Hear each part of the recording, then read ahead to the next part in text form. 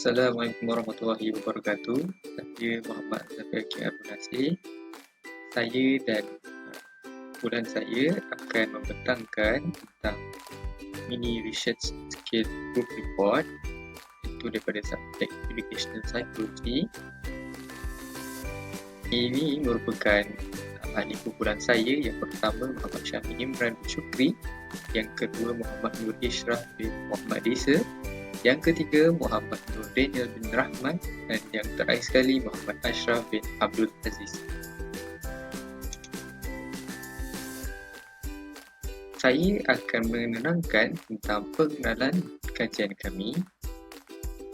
Pilihan tajuk untuk kajian kami ialah pengurusan kelas yang dilakukan pada Sekolah Kebangsaan Seri Pulai Perdana. Apa itu pengurusan kelas? Pengurusan kelas ialah guru dan pihak sekolah mewujudkan dan mengekalkan kelakuan yang positif dalam kalangan pelajar. 3 aspek yang ditekankan dalam kajian kami. Yang pertama, susunan fizikal di dalam kelas. Yang kedua, prosedur kelas. Dan yang ketiga, peraturan di dalam kelas. Bismillahirrahmanirrahim. Assalamualaikum warahmatullahi wabarakatuh.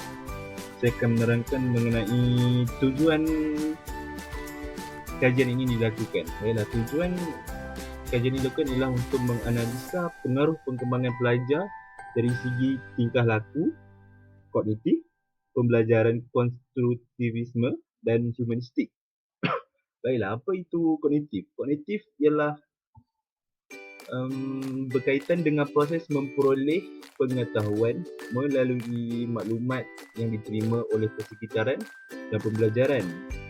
Untuk konstruktivisme pula, konstruktivisme bermaksud adalah satu fahaman bahawa pelajar membina sendiri pengetahuan atau konsep secara aktif berdasarkan pengetahuan dan pengalaman sedia ada. Dalam proses ini, pelajar akan menyesuaikan pengetahuan yang diterima dengan pengetahuan sedia ada untuk membina pengetahuan baru. Manakala humanistik pula merupakan sebagai suatu pendirian falsafah dan etika yang menekankan nilai dan tindakan manusia. Seterusnya saya akan masuk untuk topik metodologi. Bermula dengan pengenalan. Dipetik daripada Osman Mohamed 2001, metodologi merupakan prosedur yang sistematik untuk menggabungkan penyesuaian pendekatan kajian serta analisis data yang kealiran dengan peraturan tersendiri. Ini adalah untuk memastikan prestasi kajian dapat dicapai dengan baik dan sempurna. Sehubungan dengan itu, metodologi kajian ini adalah meliputi dari segi cara, kaedah dan pendekatan yang digunakan untuk mencapai objektif dan matlamat kajian. Metodologi kajian menjadikan kajian yang dijalankan lebih bersistematik dan perjalanan kajian akan lebih terarah dalam mencapai objektif. Bab ini juga akan menjelaskan metodologi kajian yang digunakan dalam kajian sepanjang proses dijalankan.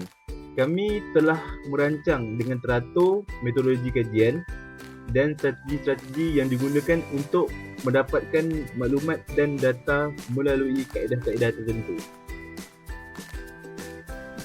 Seterusnya ialah reka bentuk metodologi. Pertama sekali ialah kepentingan reka bentuk metodologi. Kepentingan reka bentuk kajian adalah untuk membantu kami menjalankan kajian dengan lebih teratur. Pada peringkat permulaan kajian, data-data yang berkaitan dengan tajuk kajian telah dikumpul dan dianalisis oleh kami. Antara kaedah pengumpulan data yang digunakan ialah kaedah soal selidik. Sebelum kajian dijalankan, perkara seperti latar belakang, objektif, kepentingan kajian telah dikenal pasti terlebih dahulu. Soal selidik atau lebih dikenali dengan istilah survey adalah satu set soalan atau item dalam bentuk tulisan ia merupakan satu alat yang dibentuk secara khusus untuk mengumpul maklumat bagi tujuan analisis yang dapat menjawab persoalan kajian. Bidang perniagaan dan bidang pendidikan inilah antara dua bidang yang kerap menggunakan borang soal sidik untuk mengkaji maklumat. Senarai soalan telah disiapkan terlebih dahulu dan diberikan kepada guru sekolah dan pelajar. Berdasarkan kajian kami, seramai 5 orang guru telah menjawab borang soal sidik, iaitu guru-guru tersebut terdiri daripada guru yang mempunyai pengalaman mengajar lebih daripada 10 tahun. Dan juga pentadbir sekolah turut menjawab survey yang kami berikan. Juga 15 pelajar telah mengisi borang soal sidik tersebut. Part metodologi yang seterusnya ialah pemilihan lokasi. Kajian kami dijalankan di Sekolah Kebangsaan Seri Pulai Perdana Skudai. Sekolah ini merupakan salah satu daripada sekolah harian biasa dan sekolah ini juga dipilih sebagai lokasi kajian berikutan dengan pencapaian disiplinnya yang bagus. Yang seterusnya, deskripsi mengumpul data. Soal sidik yang berbentuk Google Form telah kami buat dan soalan-soalan yang terkandung di dalam borang soal sidik itu merangkumi tentang perasaan guru. Borang soal sidik perlu dijawab secara subjektif untuk lebih khusus dan guru sekolah tersebut amat memberi kerjasama dengan menjawab semua soalan yang diberi. Jadi untuk dapatan, kami menggunakan teori tingkah laku, behavioral theory. Teori tingkah laku setiap rangsangan menimbulkan tindak balas dan pembelajaran yang berlaku akibat kaitan dengan rangsangan dan gerak balas. Kami ada dua pelaziman iaitu pelaziman klasik dan pelaziman operan. Pelaziman klasik menyatakan bahawa tingkah laku dihasilkan daripada perlakuan tindak balas terhadap suatu rangsangan. Pelaziman operan ini pula adalah tingkah laku boleh dilatih melalui sistem ganjaran dan hukuman. Jadi untuk survey kami pula, kami ada menanyakan beberapa soalan kepada beberapa pelajar. Antaranya adalah persekitaran kelas mempengaruhi emosi pelajar. Kita lihat kesemua pelajar bersetujui bagaimana persekitaran kelas itu akan mempengaruhi emosi sesetengah pelajar. Jadi pelajar perlu menghasilkan persekitaran kelas yang kondusif kerana ia mempengaruhi emosi pelajar. Jadi untuk soalan seterusnya, terdapat jadual petugas dalam kelas masing-masing. Jadi kami dapati beberapa kelas menampak peraturan kelas seperti jadual tugasan serta carta organisasi dengan tugasan yang telah ditetapkan.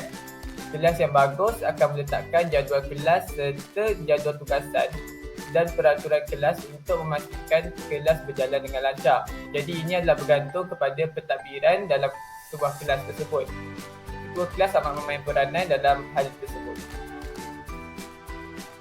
Jadi untuk dapatan yang kedua, social constructivism, pembelajaran konstruktivism. Jadi kami memahami dari segi teori pembelajaran socio-cultural Vygotsky yang menerangkan peranan interaksi sosial dan budaya dalam proses pembelajaran. Teori Vygotsky menyatakan bahawa pengetahuan dibina bersama dan individu belajar dari satu sama lain. Dalam pendapat Vygotsky sendiri, pelajar mesti terlibat dalam proses pembelajaran dan pembelajaran berlaku dengan bantuan orang lain sehingga menyumbang kepada aspek sosial teori. Jadi untuk soalan survey bagi pemerhatian teori konstruktivism ni, susunan meja dan kerusi bersesuaian dengan konsep abad ke-21. Dengan susunan meja abad ke-21 ini memudahkan pelajar untuk berinteraksi dalam kumpulan.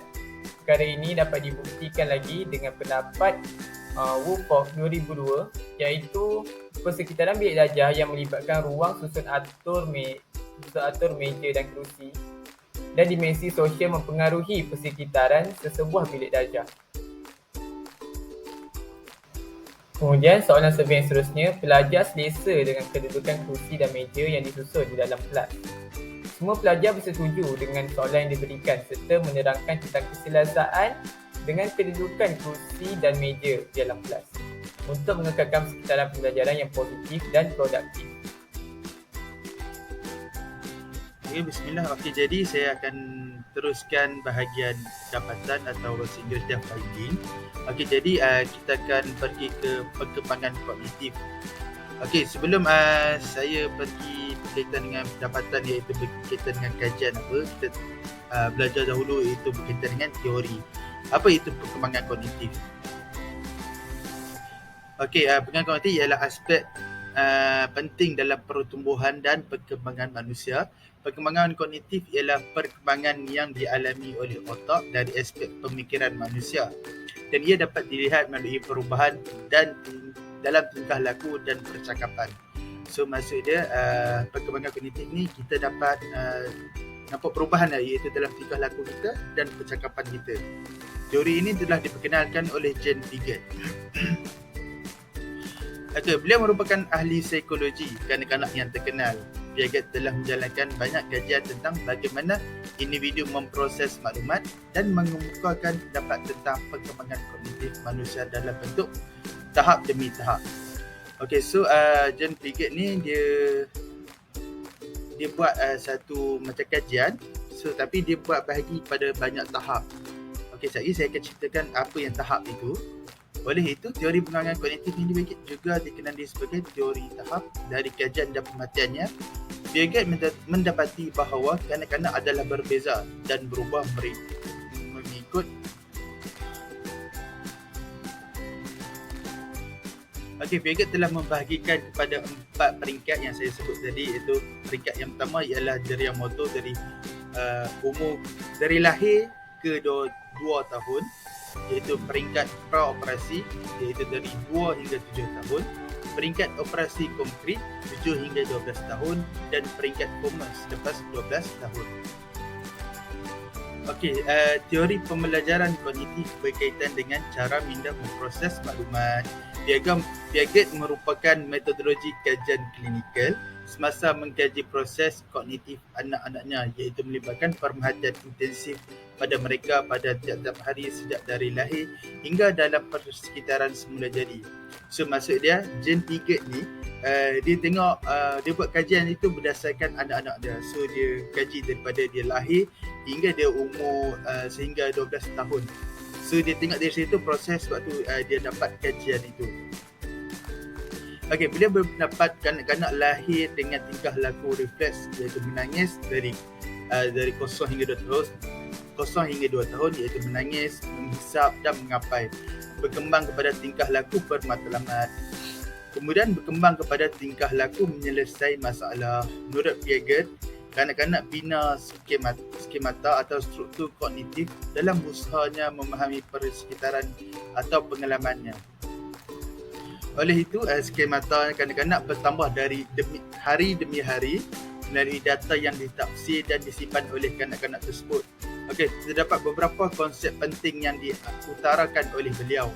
Antaranya konsep-konsep penting tersebut adalah skema, iaitu yang pertama skema, yang kedua ialah asimilasi, yang ketiga ialah akomodasi dan yang keempat adaptasi. Okey, jadi saya akan terangkan apa iaitu 4 yang dia telah kajian itu. Okey, yang pertama saya akan terangkan dengan iaitu skema.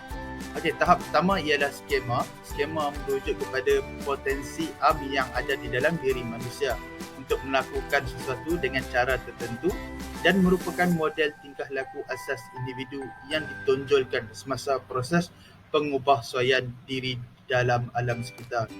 Ia dirujuk kepada sebagai kebolehan atau pengalaman individu sendiri berdasarkan syarat-syarat yang diwarisi. Mengikut Piaget, perubahan skema kanak-kanak ini hasil yang diperoleh daripada pembelajaran. So perubahan kanak-kanak ini dia lihat daripada pembelajaran dia. Contohnya, sewaktu dilahirkan, saya beri contoh dia. Dia dilahirkan, bayi telah dilengkapkan dengan beberapa gerakan pantulan yang dikenali sebagai skema, seperti gerakan menghisap, memandang, mencapai sesuatu benda, merasa memegang serta menggerakkan tangan dan kaki. Bagi gerakan memegang, kandungan skemanya adalah memegang benda yang tidak menyakitkan.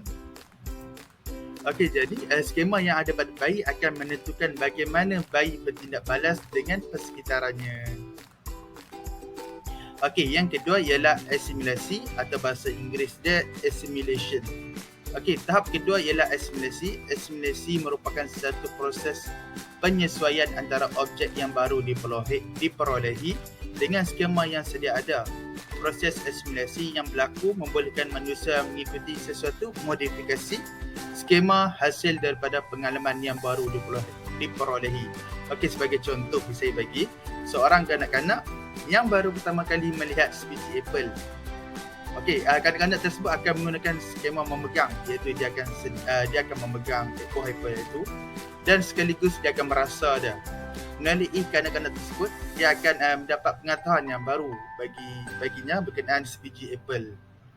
So dari situlah yang akan dapat asimilasi. Okey, seterusnya saya akan terangkan akomodasi atau bahasa Inggeris dia accommodation. Okey, akomodasi ialah merupakan suatu proses di mana struktur kognitif mengalami perubahan. Akomodasi berfungsi apabila skema tidak dapat mengasimilasi atau lebih bahasa saintifik dia menyesuaikan persekitaran baru yang belum lagi berada dalam perolehan kognitif kanak-kanak. Okey, James Piaget ni dia menganggap perubahan ini sebagai satu proses pembelajaran. Contoh dia yang saya boleh bagi, kanak-kanak berumur 2 tahun yang tidak ditunjukkan magnet atau menyatukan objek baru ke dalam skemanya dan mewujudkan penyelesaian konsep terhadap magnet itu. Okey, dia bagi magnet, lepas tu dia satukan. So dari situ dia dapat proses pembelajaran dia. Okey, jadi yang terakhir ialah adaptasi atau bahasa Inggeris dia adaptation.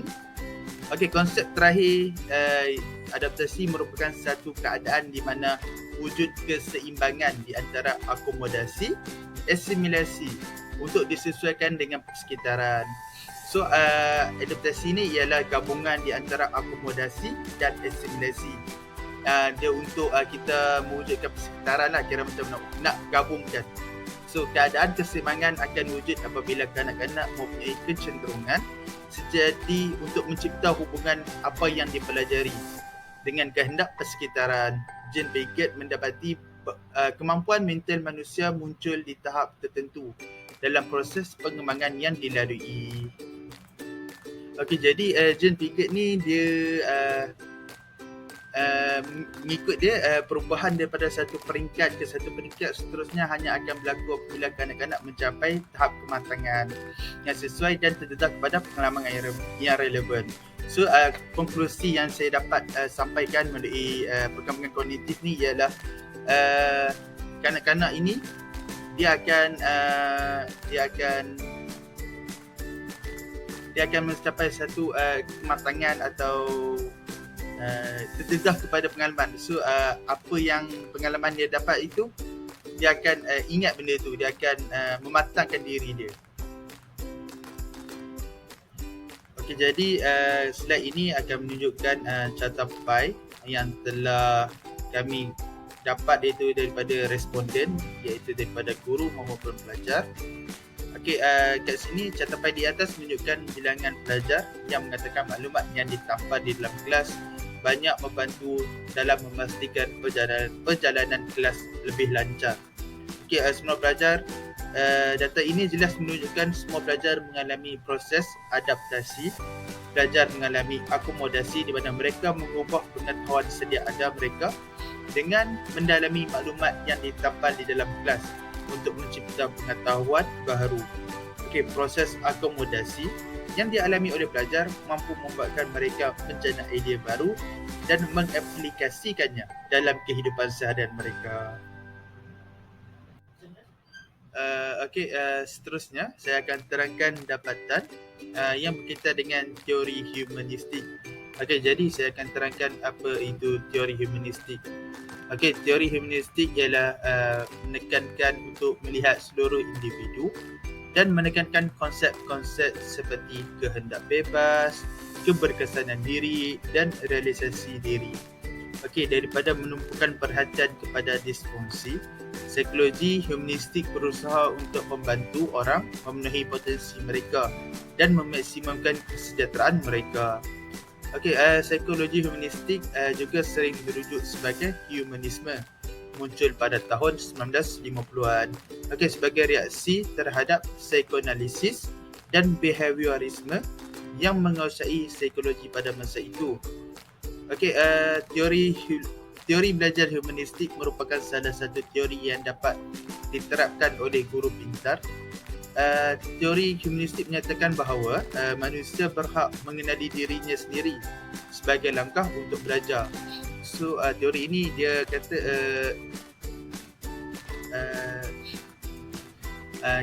kita ada hak untuk mengenali diri kita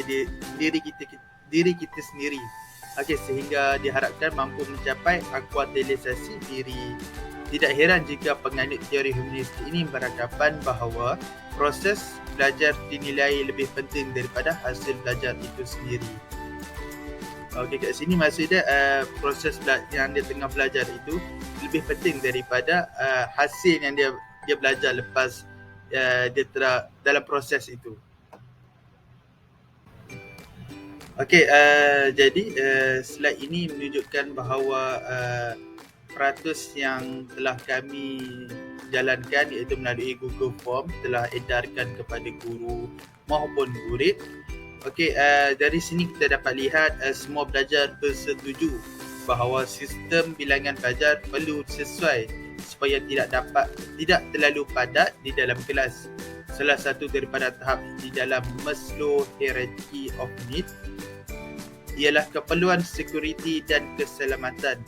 Dengan bilangan pelajar yang sesuai, pelajar dapat belajar dalam keadaan yang selesa dan dapat menumpukan sepenuh perhatian terhadap pengajaran yang diajar oleh guru. Ini juga akan membuatkan mereka berasa selamat untuk belajar di dalam kelas tanpa ada kerisauan terhadap keselamatan mereka. Okey, sekiranya bilangan pelajar terlalu padat di dalam kelas, maka pelajar akan merasa gelisah dengan keadaan sekeliling. Jadi tumpuan para pelajar juga terhadap pengajaran yang diajar oleh guru agak terganggu di situ.